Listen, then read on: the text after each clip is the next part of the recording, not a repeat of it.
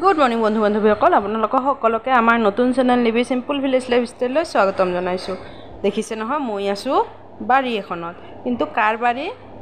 কেইদিনমান আগতে গৈছিলোঁ মাৰ ঘৰত, তাতে কৰি থোৱা আছিলে। এইখিনি ভিডিঅ' মোৰ দিবলৈ সময় হোৱা নাছিল, গতিকে ভাবিলোঁ আজি দুপৰীয়াৰ ভাত সাজ নেদেখুৱাই আজি হেনো মাহঁতৰ বাৰীখনৰ শাক পাচলিবোৰকে দেখুৱাওঁ আপোনালোকক। সেইকাৰণে ভিডিঅ'খিনি এডিট কৰিবলৈ আৰম্ভ কৰিলোঁ। ইপিনে দেখিছে নহয়, কেইটামান কোমোৰা ধুনীয়াকৈ লাগি আছে আৰু এইডাল উঠিছে জিকাৰ গছ, এতিয়া লাগিবলৈ ধৰা নাই, ফুলহে। আৰু এইখিনি দেখিছে নহয়, দেখিয়ে খাওঁ খাওঁ লাগিছেনে মাছৰ লগত। এইখিনি আছিলে টেঙামৰা। তাৰপিছতে এইপিনে আহিলোঁ মই এইবাৰ ভেন্দি গছৰ পিনে।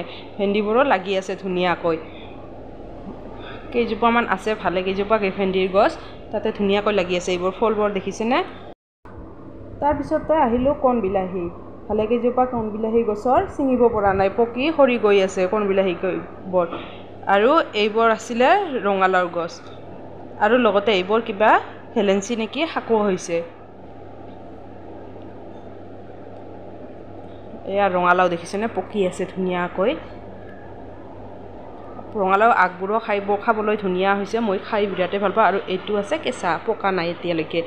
আৰু এইবাৰ দেখুৱাম আপোনালোকক মই তিতা গাছ, তিতা কেৰেলা। এইডাল আছিলে, ইয়াতে 2-3ডাল একেলগে লগ হৈ আছে, বহুত লাগিছে এইবাৰ তিতা কেৰেলা, বহুত খাইছে মাহঁতে।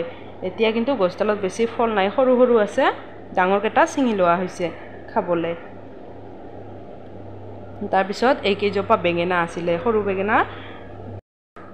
বেঙেনা খাই মই বিৰাটেই ভাল পাওঁ। আৰু এইবোৰ বেঙেনা দালিত দি বইল কৰি খাবলৈ আৰু বেছি ধুনীয়া। আৰু এইপিনে দেখিছে নহয়, এইডাল হৈছে জ্বলাৰ গছ, কিন্তু প্ৰথমতে বগা হৈ থাকে আৰু পকিলে ৰঙা হয়।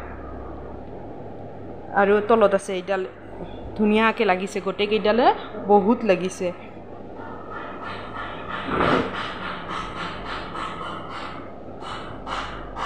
দেখিছে নহয় এইডাল, আৰু ইমান ধুনীয়া, অলপ দীঘল দীঘল, চাবলৈয়ে ধুনীয়া আৰু খাবলৈ নাজানো কি কেনেকুৱা বা হয়।